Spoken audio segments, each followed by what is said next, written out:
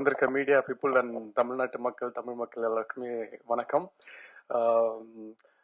ரொம்ப முக்கியமான விஷயம் சொல்லணும்னா, இந்த படம் வந்து ஃபர்ஸ்ட் சொல்லும் போது நான் கேட்டேன், சத்யராஜ் சார் படம் பண்றேன்னு சொல்லிட்டாரா அப்படின்னு கேட்கும்போது சார் வந்து ஆமா அப்படின்னாங்க.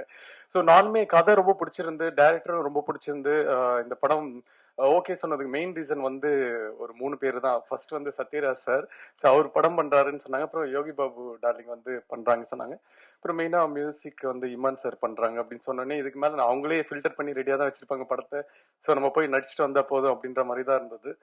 அண்ட் ஷூட்டிங் ஸ்பாட்ல சார் சொன்ன மாதிரி ஃபாஸ்டிங் டைம், ஸோ சாப்பிட முடியாது அந்த மாதிரி இருக்கும். பட் எனக்கு வந்து அது அது ஒரு பிரச்சனையாவே தெரியல. ஏன்னா சாப்பிடாம பசி இல்லாம அது ஒரு பழக்கப்பட்ட ஒரு விஷயம்ன்றதுனால அது கொஞ்சம் ஈஸியா இருந்தது. பட் கூட இருக்க ஆர்டிஸ்ட் அந்த காமெடி அடிச்சு அதுக்கு சிரிச்சு அதுக்கு ஒரு வயிறு வலி வரும்ல, அதுதான் நினைச்சதான் பயமா இருக்கு இப்போ ஷூட்டிங்ல. ஐயோ யார் என்ன காமெடி அடிக்க போறாங்க தெரியலையே இன்னைக்கு அப்படின்ட்டு ஒரு ஆஃப்டர்நூன் மேல ரொம்ப கஷ்டம் அவங்க கூட பேசுறது. அது அது சிரிச்சா எனக்கு தெரியும் அதுக்கப்புறம் பசிக்கும் அப்படின்ட்டு அந்த சிரிப்பை கண்ட்ரோல் பண்ணோம். இதுவே போராட்டமா இருந்தது. டைரக்டர் சார் கொடுக்குற டைலாக்ஸ் எல்லாமே வந்து ரொம்ப ஈஸியா ஆயிடுச்சு இவங்க கூட இந்த போராட்டங்களுக்கு அப்புறம்.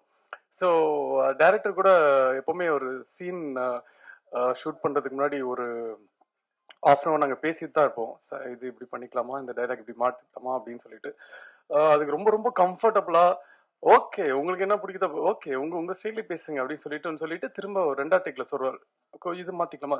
கடைசியில பார்த்தா அவர் என்ன சொல்லியிருக்காரோ அதுதான் இருக்கும் 3rd டேக்லாம். ஸோ அவ்வளோ அழகா வந்து அதை நம்ம வழியில விட்டு அதுக்கப்புறம் அவருக்கு என்ன வேலை வேணுமோன்றது வாங்குவாரு. அதே மாதிரி தான் கேமராமேன் சாரும், சார் என்னோட ஸ்கின்னுக்கு வந்து இந்த மாதிரி சொல்ற தப்பு தான் நான்லாம், பட் இருந்தாலும் இந்த கலர் லைட் தான் சார் நல்லா இருக்குன்னு. ஓகே ஒரு 15 மினிட்ஸ் வெயிட் பண்ணுங்க அப்படின்னு சொல்லிட்டு உடனே லைட்லாம் கொஞ்சம் எனக்காக ஒர்க் பண்ணி மாத்தி இந்த லைட்லயே போலாம் அப்படின்னு சொல்லி நான் அது ஃபர்ஸ்ட் டைம் நான் பாக்குறேன் சார். ரொம்ப ரொம்ப thank you sir, thank you sir.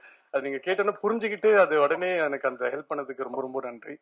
And அது மாதிரி தான் படத்துல எவ்ரிடே சும்மாவே சொல்ல ஒரு 40-45 டேஸ் இந்த படத்துல நான் ஷூட்டிங் பண்ணேன்னா எவ்ரிடே நான் போகும்போது ஒரு ஆர்டிஸ்ட பார்ப்பேன். ஒரு நாள் போனா நிலரவி சார் இருக்காரு, ஒரு நாள் போனா என்ன என்ன படத்துக்கு வந்திருக்குன்னே தெரியாது, டெய்லி ஒரு ஒரு ஆர்டிஸ்ட் இருப்பாங்க. ஸோ அவ்வளோ ஆர்டிஸ்ட் இந்த படத்துல இருக்காங்க. எல்லாருமே சும்மா ஒரு கிரௌடு ஒரு கும்பல் அப்படின்றதுக்காக இல்லாம அவங்க பண்ணிருக்க ரோல் எல்லாமே அந்த ஆர்டிஸ்ட் பண்ணாதான் அது அவ்வளவு பெர்ஃபெக்டா இருக்கும் அப்படின்றதுக்காக தெரிஞ்சுதான் ப்ரொடியூசருமே அந்த ஆர்டிஸ்ட சொல்லி டைரக்டருமே அந்த ஆர்டிஸ்ட் வச்சு பண்ணியிருக்காங்க.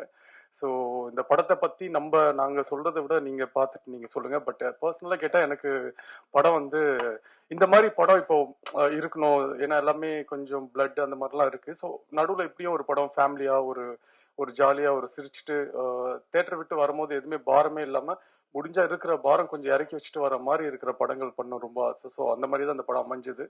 ஸோ இந்த படம் வந்து என்னன்னா யாருக்குமே இது ஒரு பெரிய ஹிட் ஆகுது, பட் யாருக்குமே எந்த ஒரு தப்பான பழக்கத்தை இந்த படம் சொல்லி கொடுக்காது. ஸோ ரொம்ப ஒரு முக்கியமான ஒரு படமா தான் இருக்கும் தமிழ்ல. ஸோ அதனால எல்லாருமே படம் பார்த்துட்டு எப்படி இருக்குன்னு சொல்லுங்க. Thank you so much.